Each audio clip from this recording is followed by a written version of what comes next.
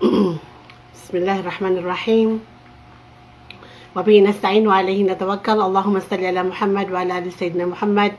Rabbi shrah li sadri wa yassir li amri wahlul 'uqdatam min lisani yafqahu qawli. Allahumma salli ala Muhammad again and alhamdulillah.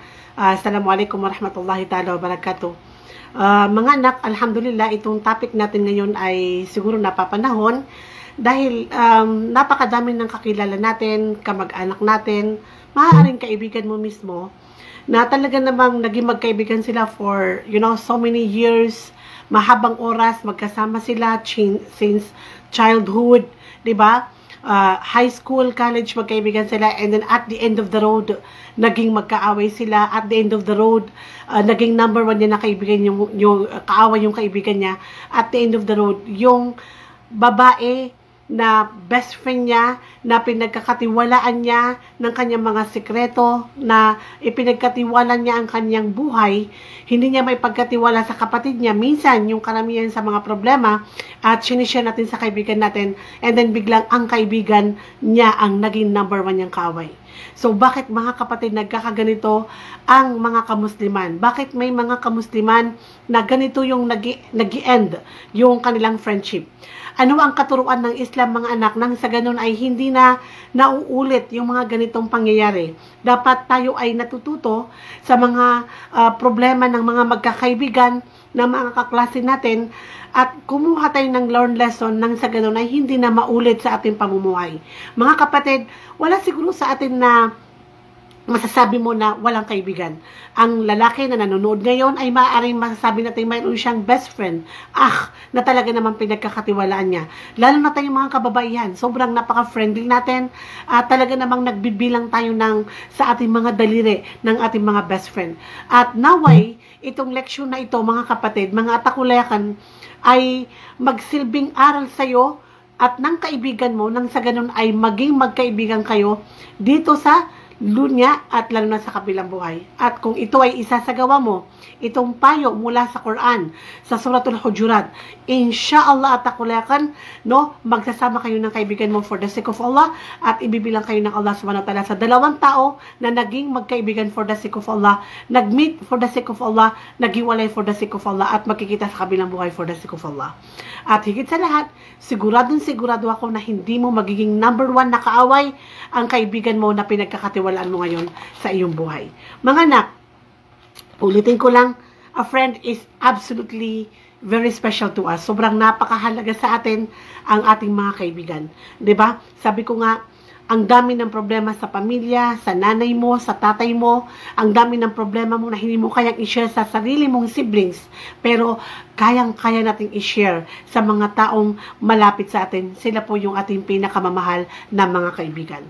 Mga anak, 10 golden rules of friendship. The moment na gawin mo itong isa, manganganak siya ng 10. Diba? The moment na gawin mo yung dalawa, nako, manganganak ng 8. So, ibig sabihin, ang ending ninyo, your best friend will be your number one enemy in this world. At sa kabilang buhay, mas nakakatakot. Baka siya ang maging dahilan para mahulog ka sa neraka jahanam. Number 1 rule, la yahsudu. Itong rule na ito ay manggagaling sa'yo. Right? Ganon din sa kaibigan mo. Sarili mo ito. Hindi ka pwedeng mainggit sa kaibigan mo. Dahil ang number 1 na pinag-aawayan, bakit naging magkaaway yung magkaibigan is, imagine mo, yung kaibigan mo na pinagkakatiwalaan mo, inggit na inggit pala sa'yo. So, ano yung inggitera? Nakangiti sa'yo, iniiyakan mo, yung shoulder niya, doon pumapatak ang luha kapag may problema ka. Diba? Yung sekreto mo na bawal malaman ng iba, siya yung unang makakaalam. Ang ngiti mo, kapag ikaw ay masaya, siya rin ang unang makakaramdam. Right? Isipin mo kung naiinggit sa'yo. Right? So, kung naiinggit sa'yo, ang inggit na ito ang magiging lason ng inyong pagkakaibigan. Ano pa kaya atakulayakan kung ikaw mismo ang inggitera? Generally, huwag kayong magagalit sa akin. Ito po ay mga reminders lang. Wala akong pinapatamaan. Right? Generally, ang mga babae, mga inggitera. Right? Maliban sa ginabayan ng Allah subhanahu wa ta'ala. So, dapat ang isang babae, wag kang maiinggit sa kaibigan mo. Naturally, pwedeng ang kaibigan mo mas maganda sa'yo. Naturally, ang kaibigan mo mas matalino kaysa sa'yo. Maaaring mas mayaman kaysa sa'yo. Maaaring mas sikat kaysa sa'yo.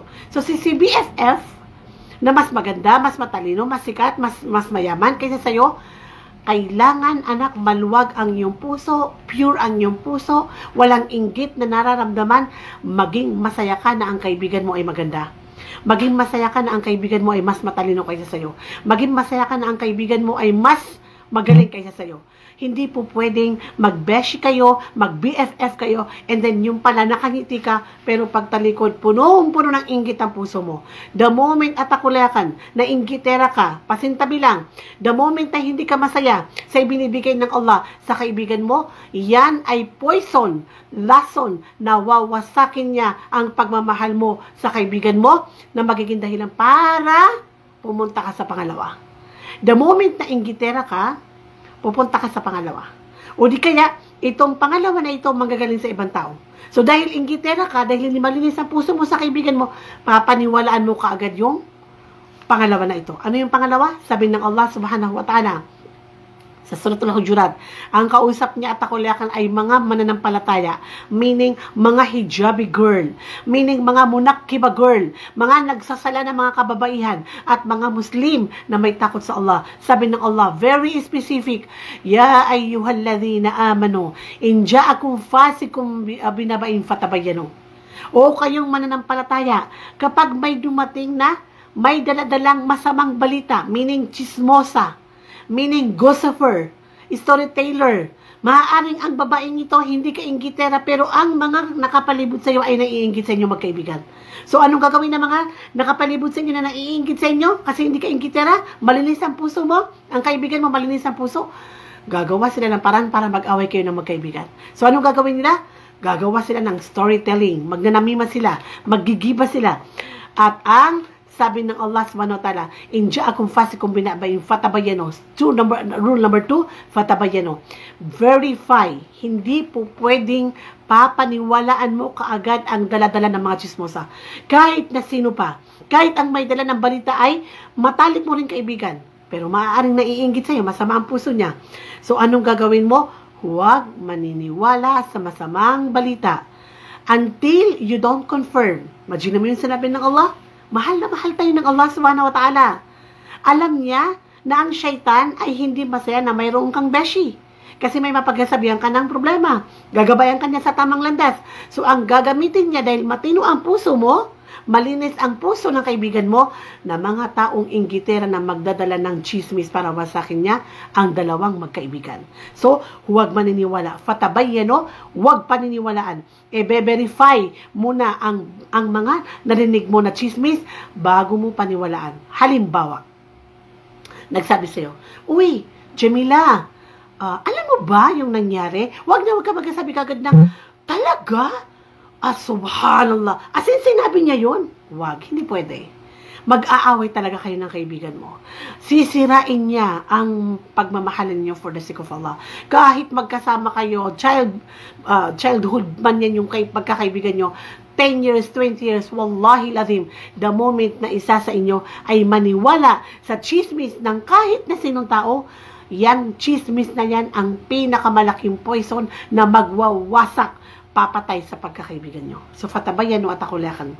Yung Umar ibn Abdul Aziz ay isang araw, syempre sikat na sikat siya, kilala bilang isang pinaka, mashallah, the best na leader, after the Khulafa Rashidin. Panglima siya actually. So, may dumating na isang lalaki na chismoso. Lalaki ito Sabi niya, Umar ibn Abdul Aziz, alam mo ba yung sinabi ng kaibigan mo? Oh, imagine mo yun, di ba? Yung mga alam mo na yan eh. Yung mga marites na yan, di ba?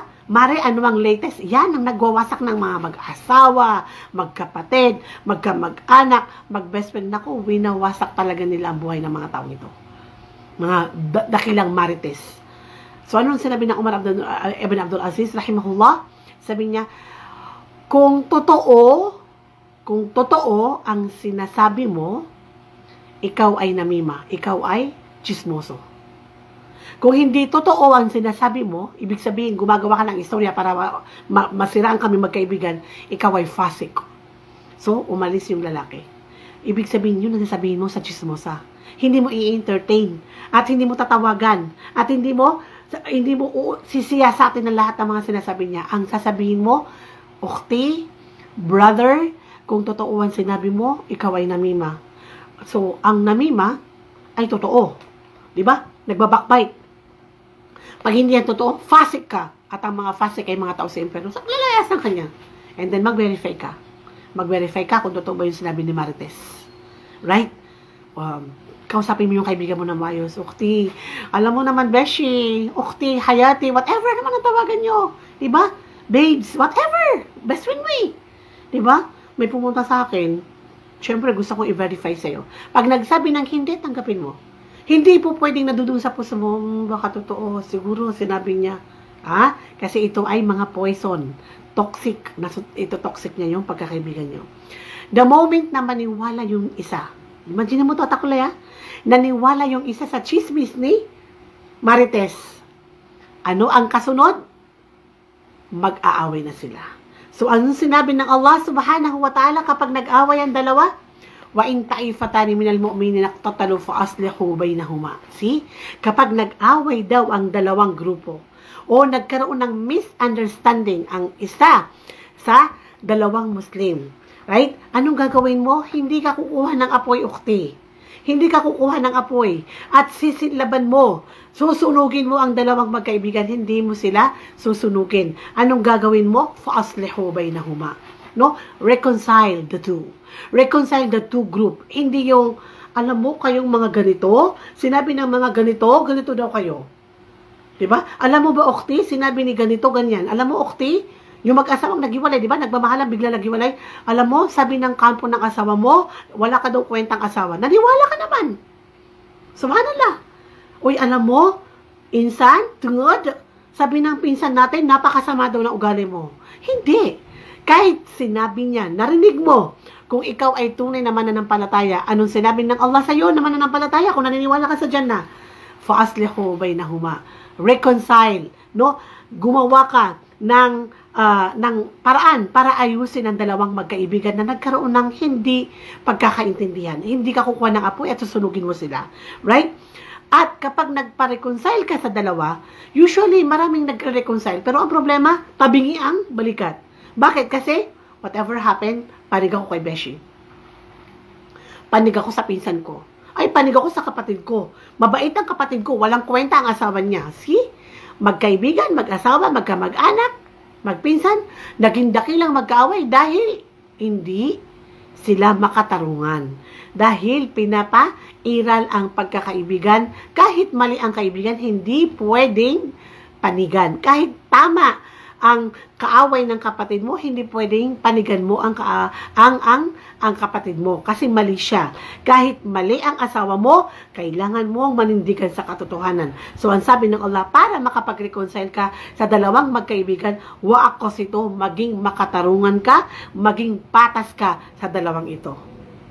Subhanallah. Right? Maging patas ka sa dalawang ito. Kasi kapag ikaw ay nag-reconcile at akulakan, imagine mo ang paraiso mo sa dalawang magkaibigan, maghihiwalay na talaga sila kasi marami ng chismis. Imagine mo pag nag-reconcile mo yung dalawang magkaibigan, i-build ka ng Allah subhanahu wa ta'ala ng paraiso sa gitna ng Jannah only because you reconcile the two Muslim or the two group na nagkaroon ng misunderstanding. La hawla wala quwwata illa billah al-aliyyul azim.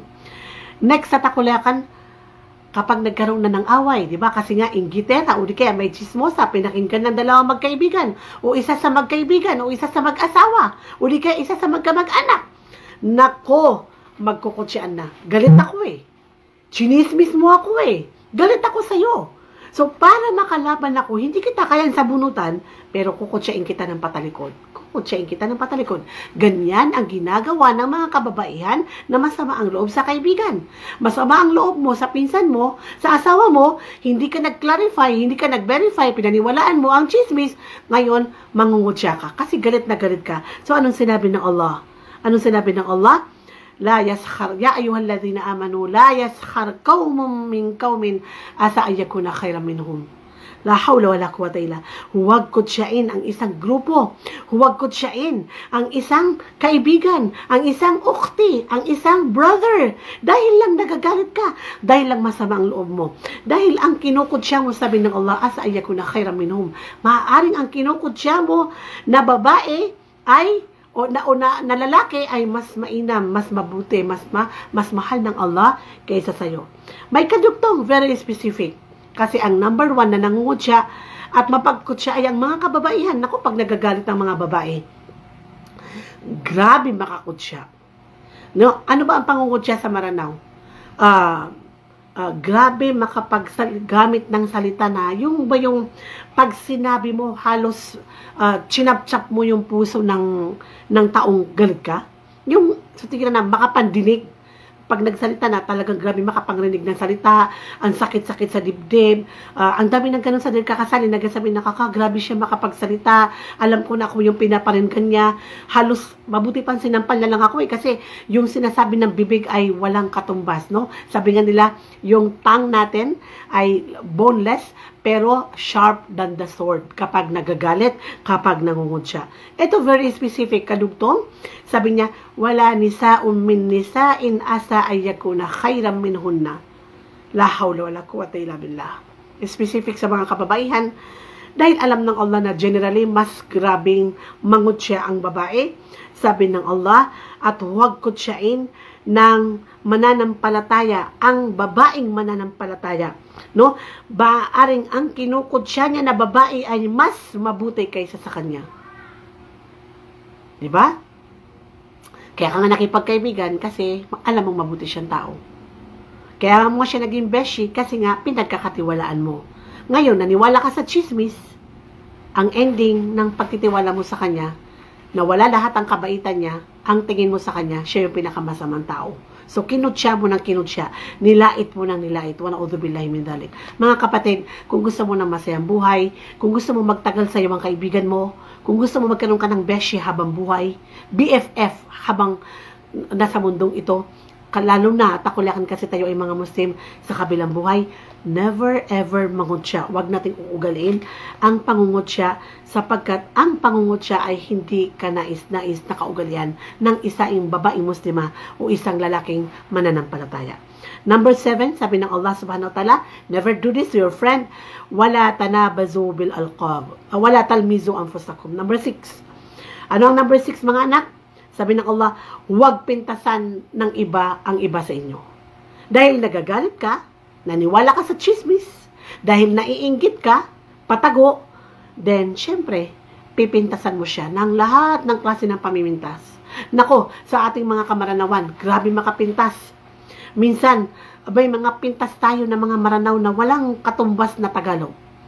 Katulad ng Bisayain niya, balbala iya, Denya buntalyana, susuruta buntalyana.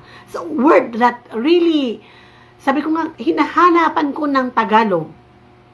Wala akong narinig na pangungutya at panunumbat at pamimintas ng mga kapatid natin Tagalog na ginagamit ng ating lahi kasi maranaw po ako. No? Tigilan po natin ito kasi ito po ay isang sinabi ng Allah subhanahu wa ta'ala na ito ay masamang katangian ng isang Muslim. Wala talmizu anfusakum, wala tanabazu bil alqab, ba'asal ismul fusuq ba'dal iman. Ito ay napakasamang pag-uugali ng isang babaeng mananampalataya, isang lalaking Muslim na sila ay namimintas at nangungutya sa kanilang mga kapatid. Ano pa? Dahil nga nagagalit ka, naniwala ka sa chismis. Dahil nga may away na yung magkaibigan, magpinsan, mag-asawa, magkamag-anak, magkagrupo, naghiwalay-hiwalay na sila. Ano ang kasunod? Wala tanabazu bil alqab. Ano ang ibig sabihin nito? Huwag insultuhin, libakin, no? Pagtawanan, libakin o tawagin ng isa sa inyo ng isang pananalita na magagalit ang kapatid mo. Diba? Aba, kapag galit na galit tayo, we want to use the word that will really break her heart. Kapag galit na galit ka sa asawa mo, dahil naniwala ka sa chismis ng mga kapitbahay mo, ang gusto mong gamitin na yung mamamatay siya sa galit. Right? Kaya anak, Ingat-ingat lang sa paggamit ng salita. Maraming mag-boyfriend, mag-girlfriend, nagmamahalan, I love you too. Marangya ang kanilang kasal, nagiwalay. At biglang nagsisiraan ng puri. Naku, grabe makainsulto. At grabe makagamit ng mga salita. As in, kung pwede lang ng chap-chapin. No? Chap-chapin ng katawan niya. Chap-chapin dahil sa galit. Dahil hindi mo kayang chap-chapin, hindi mo kayang pugutan ng ulo. So, ang gagawin mo na lilibakin mo siya at gagamit ka ng mga masasamang pananalita para masigurado mo na maramdaman niya ang galit mo dahil lang sa paniniwala mo sa mga chismosa na mga mapanirampuri na ang nais lang ng mga chismosang ito, ng mga inggitan na ito ay maghiwalay ang dalawang tao na magkaibigan, dalawang magkamag-anak, mag-asawa na nagmamahalan for the sake of Allah. Mga anak, sabi ng Allah subhanahu wa ta'ala, no? Wala talmizu bil alqab, wala tanabazu bil alqab, huwag pintasan ng isa ang isa sa inyo. Lahat ng kapintasan makikita mo. Sino ba naman ang walang kapintasan? Ako siguro kung kilala niyo ako, marami akong kapintasan dahil tayo po ay mga tao. Wala pong perfect na tao. Kahit magsambayan ka, magtahajud ka, mag-ayuno ka, magsadaka ka, at the end of the day, tao ka. So may kapintasan ka. So kung titingnan mo ang kapintasan ng kaibigan mo dahil galit ka, sigurado maglalabasan yan. Puno ang listahan mo sa kapintasan ng kaibigan mo dahil ikaw mismo na nag-check ng kapintasan ay punong-puno rin ng kapintasan. So ano po yung pangwalo para po matapos na tayo? Ang sabi ng Allah, inulit na naman niya uli. Tinawag na naman tayo na mananampalataya. Mahal na mahal tayo ng Allah subhanahu wa ta'ala. Pangatlo, no, na pagtawag sa mga mananampalataya. Pang-apat actually, na pagtawag ng Allah sa mga mananampalataya. Ya ayyuhalladhina amanu ijtanibu katsiran minadh-dhann. O kayong mananampalataya, iwasan ninyo ang karamihan sa mga haka-haka. Haka-haka. Siguro, kaya siya pumunta doon kasi meron siyang gusto gawin masama sa akin. Kaya siya nakangiti kasi iniinis talaga niya ako. Bumili ng sasakyan para inggitin ako. Haka-haka. Inna ba'da dhanna ism. Katotohanan, sabi ng Allah, nakaramihan sa mga haka-haka. Yung mga iniisip mo na kung ano-ano sa kaibigan mo, sa pinsan mo, sa kapitbahay mo, sa asawa mo, sa nanay mo, sa tatay mo. Dahil galit na galit ka, dahil masama ang loob mo, lahat yan, sabi ng Allah, inna ba'da dhanna ism. Karamihan sa mga haka-haka ay kasalanan. Walang katotohanan. Yan ay waswas ng Satanas. Waswas ng syaitan na nais niyang magwaswas. Gagamitin niya ang galit mo, ang sama ng loob mo, ang inggit mo, di ba? Para lang wasakin mo ang pagkakaibigan nyo at pagkakamag-anak nyo o pagmamahalan ninyo ng inyong asawa. La hawla wala quwwata illa billah. Pang-9, dalawa na lang po. Wala tajassasu. Huwag magmanman. Dahil kapag ikaw ay nag-iisip ng maling haka-haka o isang katutakang haka-haka sa utak mo, magmamanman ka nan. Hindi ka lang mag-suspetsa, mag-i-spy ka na. Di ba? Daig mo pa ang NBI, daig mo pa ang detective na FBI sa pagmamanman kung ano ang latest ni Marites, ano ang bagong post ni Fulan, bakit may bagong sasakyan, siguro nagtinda ng shabu, siguro nagnakaw sa opisina. Lahat na lang ay gagawin mo para mapatunayan mo na ikaw ay tama at siya ay mali. Wala tajassasu. Huwag magmanman, sabi ng Allah. O kayong mananampalataya, huwag niyong manmanan ang inyong kapatid na Muslim. Huwag mong manmanan ang kapitbahay mo. Huwag mong pakialaman ang anak ng kapitbahay mo, asawa ng kapitbahay mo, asawa ng kapatid mo, o kaibigan mo. Bawal magmanman. Dahil kapag naging detective ka, wallahi ladim, isang katutaka makikita mo. At magiging dahilan na naman yan para hindi na kayo maayos na magkaibigan at tuluyan na kayong maghiwalay na magkamag-anak. Mapasama na kayo sa mga cutting the kinship na nakalimutan mo na ang Islam, isa sa pinakamalaking kasalanan is ang putulin, no, ang pagiging magkamag-anak. At mapuputol talaga yan kapag ikaw ay nagmamanman, kapag ikaw ay naghahaka-haka, kapag ikaw ay nanlalait, kapag ikaw ay nanlilibak, kapag ikaw ay nangiinsulto, kapag ikaw ay namimintas, kapag ikaw ay gumagamit ng mga masamang salita. At ang ending niya at akulakan, pag yan ay ginawa mo, mula sa number 1, papunta sa number 9, eto na, sabi ng Allah, Ya ayyuhalladhina amanu, subhanallah, wala yaghtab ba'dukum ba'da. Wala yaghtab ba'dukum ba'da. At huwag na huwag maninirampuri. Ito na. Hindi lang siya backbiting. Kasi ang backbiting, totoo. Totoo. Halimbawa, example, wanaudzubillah, si Kaka Sally ay napakatapang. At totoong matapang ako. At chinismis mo ako doon sa ibang tao. Yan ay backbiting. Totoong matapang ako. Right? Kahit actually sinabi mo na si Kaka Sally ay generous at ayaw ko na sinasabi mo, that is still backbiting. Ano ang yagtabaado kumbada? That is absolutely not only backbiting, you are slandering. Ini-slander mo na yung kapatid mo na Muslim. Sa galit mo sa kanya, gusto mong wasakin ang buhay niya kahit wala pa siyang boyfriend, sasabihin mo may boyfriend siya. Kahit wala siyang kadate, sasabihin mo may kadate siya. Kahit hindi pa siya nabubuntis, sasabihin mo nabuntis na siya. As in, sisirain mo ang puri niya, ang pagkatao niya, ang pagkababae niya, ang kabutihan ng kanyang pagiging mabuting Muslim na lalaki, dahil galit na galit ka, dahil inggit na inggit ka, dahil naniwala ka lang sa isang chismis ng isang mapanirang puri. So, ang sinabi ng Allah, wala yagtaba'adukum ba'da, o kayong mananampalataya, wa iwasan niyo ang manirang puri, o banggitin ang mga bagay na ayaw ng kapatid mo na Muslim. Ayuhib ahadukum ay yaakula lahm akhihi maytan. Nais ba ng isa sa inyo na pakainin siya ng kanyang kapatid na Muslim ng patay na laman? Namatay, yung laman ng namatay, ipapakain sa iyo ng kapatid mo na Muslim. Nais mo ba yan, kapatid? Hindi mo nais. Katotohanan na ikaw mismo ay kamumuhian mo ang kumain ng laman ng patay. At para sa paningin ng Allah, ang ikaw ay mag-slander, ang ikaw ay mag-backbite, ang manirampuri ka. Ito ay mas masahol pa sa pandidiri sa isang taong kumain ng laman ng kanyang kapatid na Muslim. Walang taong gagawa ng ganun. Kahit sinasabi natin na may manananggal, walang taong literal na nakita mo na kumain ng laman ng namatay. Right? Walang ganun. In fact, yung namatay, natatakot ka eh. Kasi takot na takot ka, namatay na, lalo na pag walang good deeds. Kakainin mo, imposible. So, sa paningin ng Allah subhanahu wa ta'ala, ang isang Muslim na dahil sa kanyang galit, sama ng loob, dahil sa kanyang inggit, at nanirang puri pagkatapos niyang libakin, wasakin ng buhay ng kanyang kapatid na Muslim, kaibigan mo pa man din yan, kamag-anak mo pa man din yan, kapitbahay mo pa man din yan, asawa mo mismo, nililibak mo, la hawla wala quwwata illa billah. Ayuhib ahadukum ay yaakula lahm akhihi maytan fakarihutumu. At ayaw nyo yan, sabi ng Allah, fakarihutumu, iwasan nyo yan. So walang manananggal sa Islam. Ang manananggal na totoo sa paningin ng Allah is silang mga taong mapanirampuri. Right? La hawla wala quwwata illa billah al-aliyul azim. At kinunclude ng Allah ang aya na ito. Ang sabi niya, ya ayyuhan nasu inna khalaqnakum min dhakari wa unsa waja'alnakum syu'uban wa qaba'ila lita'arafu inna akramakum indallahi atqakum. O kayong mananampalataya, no? Kung ikaw ay nagagalit, o kayong mga tao, ya ayyuhan nas, mga tao ang kausap ng Allah. O kayong mga tao. Katotohanan sabi ng Allah, inna khalaqnakum min dhakari wa unsa. Nilikha tayo ng Allah mula sa isang babae at mula sa isang lalaki. Ang Adam alayhi salam at ang Hawa radhiyallahu an.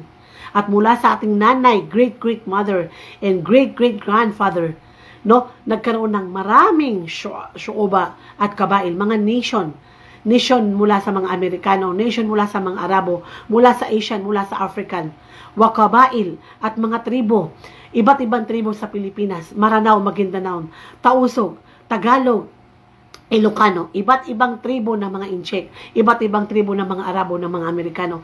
Lita'arafu, nilikha tayo ng Allah ng magkakaiba ng kulay, magkakaiba ng tangkad, magkakaiba ng kutis, magkakaiba ng itsura, hindi para laitin ni maputi si maitim, hindi para lait-laitin ni maganda si pangit, si matangkad kay pandak, hindi para laitin ni mataba si payatot o si payatot kay mataba. We are equal in the sight of Allah. We are equal because we came from one parents, from Adam alayhi salam and Hawa alayhi salam. Inna akramakum indallahi atqakum. Katotohanan, sabi ng Allah na ang pinaka-dakila, pinaka-honorable sa paningin ng Allah sa ating lahat ay siyang pinaka-matatakutin, pinaka-malaki ang takot sa Allah, nagmamahal sa Allah, sumusunod sa Allah, at ipinagbabawal ang ipinagbabawal ng Allah. Sila yung mga taong akramakum indallah. They are not the one who are rich, not the one who is Maranao o Maguindanao, Arabo o Amerikano. Walang pakialam ang Allah dyan na takuliakan. Ikaw man ay doktor, alim man o teacher, mahirap ka man sa daga, Allah doesn't care. We are equal in the sight of Allah. So Allah created us differently, not to despise each other, hindi para laitin natin ng iba, dahil ako ay dai, manlalait ako ng hindi dai. Right? Dahil ako ay hijab, may manalait ako ng spaghetti pataas pababa. We are not like that. Kung totoong tayo ay mga Muslim, iwasan yan mga takulakan. Kung ito ay ipinagbabawal sa tao ang pinag-uusapan dito, ipinagbabawal na gawin mo sa hindi Muslim. Ipinagbabawal na laitin mo yung hindi Muslim. Tao na kapwa mo, Muslim man o hindi. Ano pa kaya sa best friend mo at takulakan? Ano pa kaya sa pinakamatalik mong kaibigan? Ano pa kaya sa kamag-anak mo na iisang pusod lang ang pinaghati-hatian nyo? Kung hindi mo mahal ang pinsan mo, sino ang mamahalin mo? Ano pa kaya ang nanay mo, ang buong kapatid mo, ang siblings mo? Ano pa kaya ang asawa mo na siyang pinakamalapit sa'yo? So mga takulakan, isang katutak na ang relasyon na nawasak. Mag-asawa na nagmamahalan na naghiwalay. Isang katutak na ang magpinsan, magkamag-anak, magkapit-bahay, mag-best friend na naghiwa-hiwalay, from best friend into number one enemy. Ilayo tayo ng Allah subhanahu wa ta'ala sa mga taong nagkaroon ng kaibigan, kamag-anak, asawa na naghiwa-hiwalay. Ibigyan tayo ng Allah subhanahu wa ta'ala ng malinis na puso, sa pamamagitan ng walang inggit sa kapwa, walang inggit sa kaibigan. Masaya tayo sa kaligayahan ng kaibigan natin. Masaya tayo sa natatamong kabutihan ng ating mga kaibigan, sa mga kamag-anak natin, sa mga kapitbahay natin. Masaya tayo para sa ating mga in-laws. At higit sa lahat, wag na wag maniniwala sa mga chismosa, sa mga marites, dahil sila po ang nagwawasak ng buhay ng mga taong nagpamahalan. Kung may nasabi po akong maganda, it's all from Allah subhanahu wa ta'ala. At kung may nasabi akong hindi maganda, it's all from me and may Allah forgive me. Ulitin ko lang po, hindi po ako alima, hindi ako ustada, hindi ako shaykha. Kaya malaya po kayong magbigay ng comment sa akin, pagdadaawa. Pwede nyo po akong i-message ng personal. Huwag nyo na po akong lait-laitin sa social media dahil yan po ay pagbabakbite at pag-i-slander. Diba? Kung may problema po kayo sa akin, kausapin nyo po ako ng maayos. Kung may mali po akong nasabi, kausapin nyo po ako ng diretso. Huwag nyo po akong pinupost dahil yan po ay napakalaking kasalanan sa Allah. Hinihiling ko sa Allah na patawarin tayo ng Allah sa ating mga pagkukulang at bigyan tayo ng isang mabuting asawa, mabuting kaibigan at mabuting kamag-anak na tunay na nagmamahal sa atin for the sake of Allah. Walilay tawfiq wal hidayah. I-share nyo po ang topic natin kung ito po ay makabuluhan sa ating pamilya at mga kaibigan. Assalamualaikum warahmatullahi ta'ala wabarakatuh.